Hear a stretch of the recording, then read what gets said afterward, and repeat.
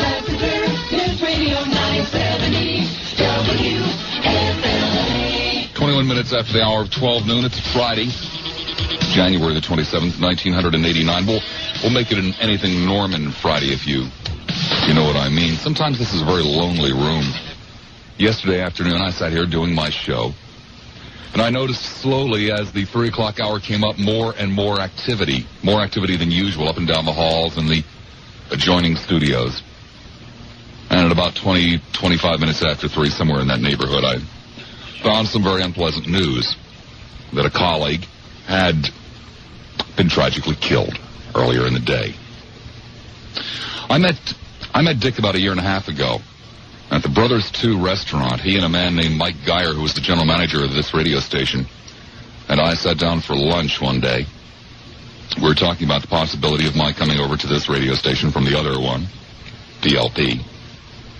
I eventually came to work at this radio station, and to say that Sick Norman and I didn't have some knockdown, drag-out arguments would be a lie. We did. Oh, my God, did we ever have some.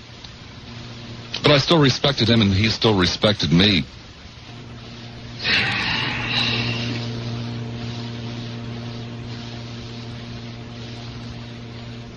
I'm going to do something this afternoon that probably every other time I've heard people ask to do this, I've kind of scrunched up my nose and said, oh, jeez. We're going to ask you to turn on your headlights between 3 and 6, okay? And there's something else I would ask you to do.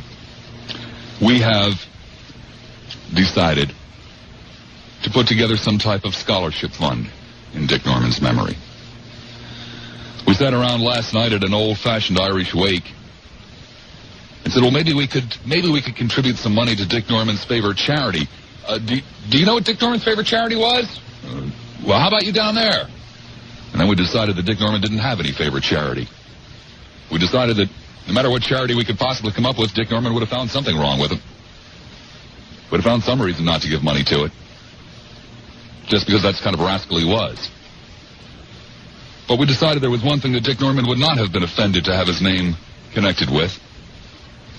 And that is a scholarship in his memory. One other thing I wanted to say, you had a caller yesterday that was talking about the flea market promotion, and Dick was on the air. Yeah, we were laughing about that last night. Claiming that the place was packed with people, wall to wall, and...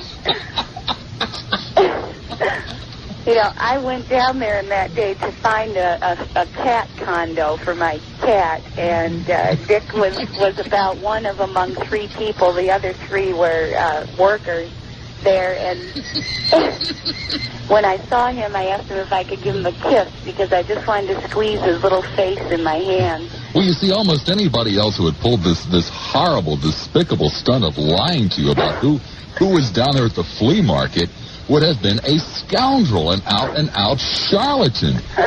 But you know, Uncle Dickie, okay. See, you're all right, so he got me. He got me, the scoundrel. And you know what was funny? When I went in there, he kept trying to sell me a lava lamp. Yeah, he was a snake oil salesman. And a good one. But it was funny because I was drinking my coffee, and when I...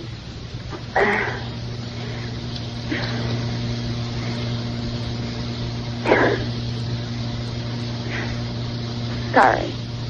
Oh, there's nothing to be sorry about. But when I heard that, I remembered the smell of his skin when I bent down and kissed his cheek at the flea market. And I could smell his beard, and it was smoky, and it was very sad. But my heart goes out to his family.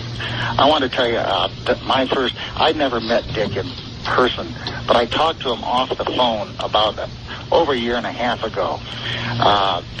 At that time, there was a talk show host on that I just couldn't stand. And the more I listened to him, the madder I got. And every day, finally, I said, I'm going to put an end to this. I've never called the station before, but I'll do it. So I called the station, and the girl said, you'll have to talk to our program director, Mr. Norman. So they paged him. He picked up the phone. He said, yes, can I help you? I'm Dick Norman. I said, yes, Mr. Norman, very rarely would I call to complain about a talk show host, but this particular talk show host that you've got on is the worst talk show host I've ever heard, and I just went on and on and on for about 10 minutes. And just a hush came over the phone, and his reply was, God, I love talk like that. And it just, I thought, well, now what do I say to the guy? I'm just stopped. But... Well, you know, the sad fact of the matter is he told you the truth. I know. Comes a time when you have to say goodbye.